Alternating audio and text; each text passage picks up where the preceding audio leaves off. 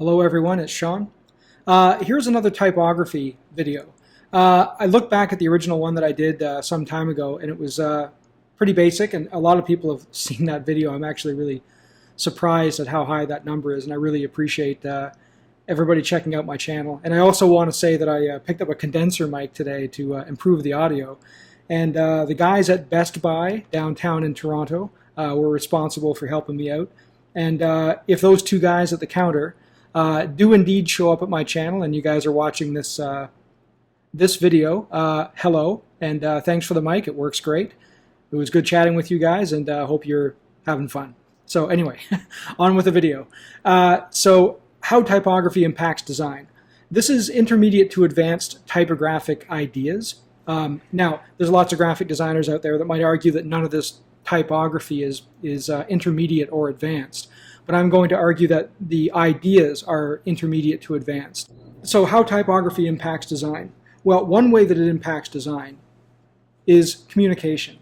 I've thrown in this red question mark just to indicate that the same thing said two ways is communication. So typography, the use of color might emphasize a question or something like that. It enhances communication. Typography used a certain way and used in different ways can persuade your reader or the person who's looking at your ad or layout to think the way you want them to think. So persuasion being, for example, I can ask this question, how typography impacts design. And using the design of the type, I can emphasize that question. I can point out that I'm really saying how typography becomes the subject in this sentence, how typography impacts design. And without changing much, I can say how typography impacts design, which is ironically what this video is about. So how it impacts it depends on how you use it. So it isn't just about the font you choose. It isn't just about the arrangement of type. This arrangement is random. It has nothing to do with the message that you're seeing. But because I've highlighted a certain word, you kind of get that I mean for you to look at that. So you can begin thinking in your typographic arrangements and designs, what do you want people to come away with that may not be so obvious with everything being equal? So type can be flexible that way to sort of help you out. Type obviously also impacts tone and manner. So the choice of fonts, the choice of arrangements, they obviously have some kind of an effect.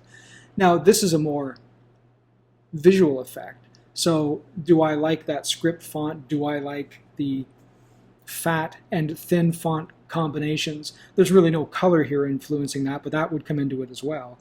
I actually quite like this typographic approach, which is sort of why I did this. This is one of my favorite kinds of typography, just using it as graphic shapes. It's not even about the words or how you read them. It's just what looks really cool and what can you do with the size of letters versus this, which is now about how do those words and letters dance across the screen? How do you want them to unfold? So typography can play that kind of a part. Font changes obviously will have an effect. So a font choice can change the message. When it's done in the top font, which is just for discussion, that's Arno Pro, and beneath we have Arial Black. The top font is sort of a classic reading font. You might find this in books more so than other places in graphic design, where the bottom one is obviously like a headline kind of a font. That's a big, bold bang. It's just right there, and that has a different tone, a different feeling. So the choice of font with the same message, the point is, can make a difference. I also wanted to point out that sometimes in relationship with images, in this case, a simple image like a box, you can see that, this very cool box, exclamation point. What does that font have to do with that box? Well, the font is set in sort of a square shape. That's one argument I can make for what these things have to do with each other. The second example, now each letter that you look at is fatter in itself. It's more boxy. Each letter individually. Then when you put it all together, there's obviously more black space than white space. There's very few curves at the edges of some of the letters. And you could square those off if you wanted to put a little time against it. So you can see that I could possibly take typography and deliver on my image so that the type itself looks like big fat boxes to match the box. Now more so, when you look at this, you can now really see the rounded edges. You may prefer this. I'm not saying that these two things are a design competition. You need to like one or the other. But the point is that this one, round, open, lots of white space versus the black box, maybe not quite as connected as this one. That what's on your page, never as simple as a box and seldom as simple as 3 words. However, those connections can be made if you become aware of them. You start thinking about type delivering on what your page looks like, the elements that are there. So I wanted to show how images can play with type, and it can deliver higher level design if you look for opportunities. Okay, now granted, everything you're going to see after this, there's no body copy. I don't have rules and regulations to follow. I don't have a style guide which is limiting my thinking. All that kind of stuff can happen. I'm a big fan, however, of going for something big and then working back as I need to. Sometimes you have to work back so far you lose your idea. That's just something you'll encounter on a design by design basis. But type can be playful, and I've found the opportunity with the way that her legs were positioned that they sort of took the place of the A. And her position was playful, so I could use the message playful. The type itself is not fat, it's not heavy. It's this nice white type, white like her outfit. So it's really helping her to stand out, but it's also delivering on the mood of the image. So, and the fact that playful works literally with her body is also kind of an interesting angle to this. It adds something to it. So start looking for opportunities in your images where you can see something that you can actually pull out and have some fun with. It's not always there. These things are rare, but when they are there, they're very awesome. In this case, I didn't plan these photos, by the way. These photos were done, I think, 2 years ago, and I just asked if I could use them, and as I went through them, I found this image of her, and it seemed like very much like an ampersand, and that her body position was like an ampersand. Now, why does that matter? Well, it matters in a couple of ways. I looked at this and thought, well, what is she doing? She's doing, I don't think it's specifically yoga, but I know that this is a stretch. It has something to do with wellness. So the term health and wellness, if I think of the ampersand and I decide maybe she's the ampersand, you can see that you could take something like an image which is delivering on the idea of health and wellness. You know the term health and wellness. You get the idea. So essentially, I saw the opportunity to turn her into an icon, which actually helps the type. So now the type isn't doing the work, she is, but she's becoming a bit of type. Now, this is a really rare opportunity, but if you are thinking this way, as soon as I looked at her, that's the shape I saw, and I realized there was an opportunity to use that.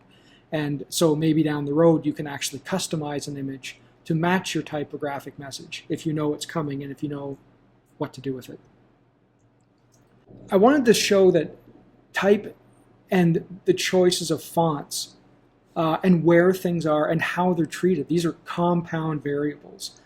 It's not just one thing. It's not just about picking the right font. I could pick the right font, but that doesn't mean that it should necessarily go anywhere. And I have to make that decision, and I have to make connections. The word emotion and then is and subtle, the sentence itself becomes more subtle towards the end. The tracking opens up so the words aren't so close together, and that delivers on her expression. So emotion is subtle. So the type becomes subtle, and it delivers that. The font as well is a delicate font. It's not a headline font. It's not heavy. It's not a display font. It is delivering what the copy is saying, which is delivering what she is giving you. Now, that photo is not particularly emotional, but because I see this photo and I want the message to be about emotion, I can make it about that simply by treating the typography with the image together in a way that all things are trying to deliver the idea of emotion as subtle on a concept level. And by contrast, other times, well, not so much. So this was another great photograph in the series, and I thought, change the font up. Now it's more of a display font. Why display? Well, simply because she has attitude now. This is no longer about emotion. This is about attitude. And the attitude is obvious. So this isn't going to be a sort of conventional book font. It's not going to necessarily withstand a huge heavy font because there's something subtle happening here. The subtlety is in her expression and obviously in her middle finger. So this one was actually a trickier choice in type. And you may not like my choice. I'm not saying that this is the ultimate design solution and font together with image, perfectly matched.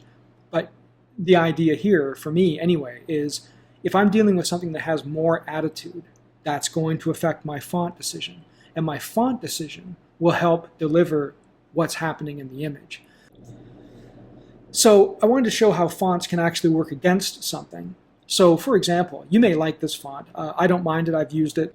But what's she doing? Well, she's in a room, it's a white room, she's wearing white, and she has this breathy look about her. So a breath of fresh air is something that this image easily delivers on, but that type isn't delivering on it.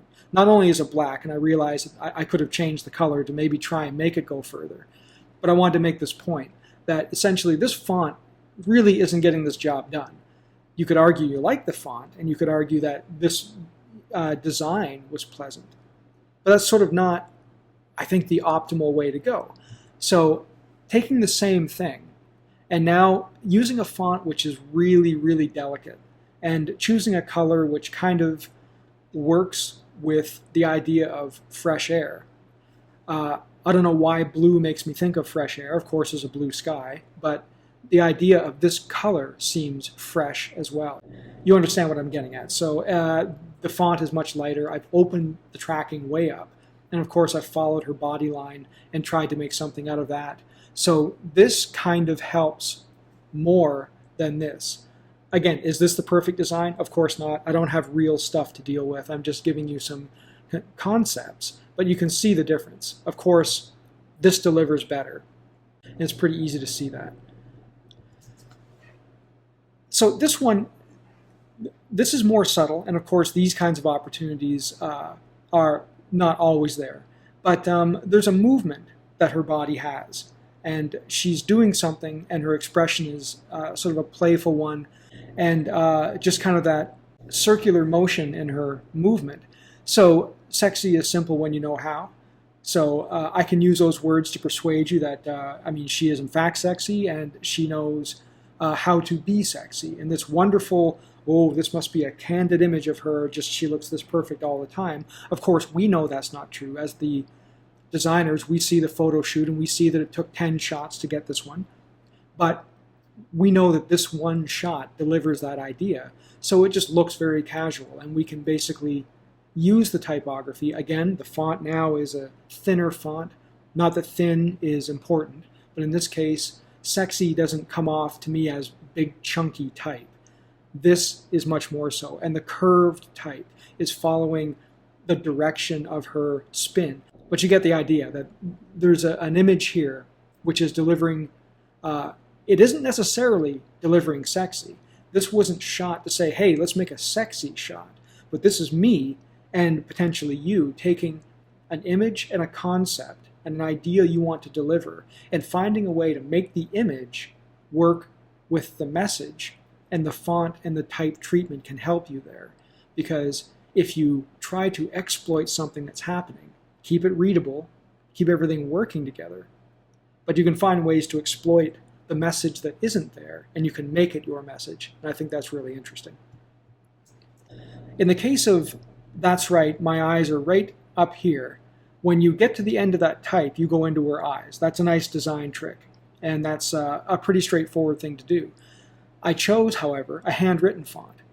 Now, the handwritten font, in my opinion, helps you to understand that this is something stated by her. And so handwritten message, is it from her? It kind of helps you to see it that way. And so when I say that's right, my eyes are right up here, I don't need to tell you that it's her, and that's her speaking to the viewer.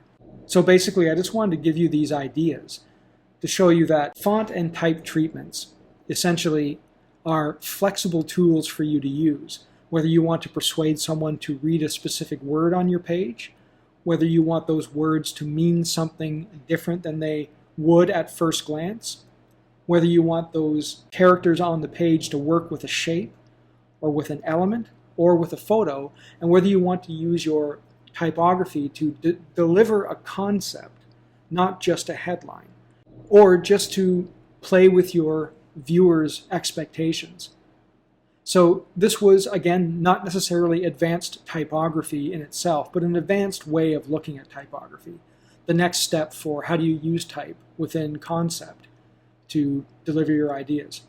Hope you enjoyed it, and I'm going to do another typography video soon, which will be a lot more sort of practical, me digging in and doing type and talking about some of the principles. But hopefully you understood this and this was cool. And thanks for watching, and I will catch you next time.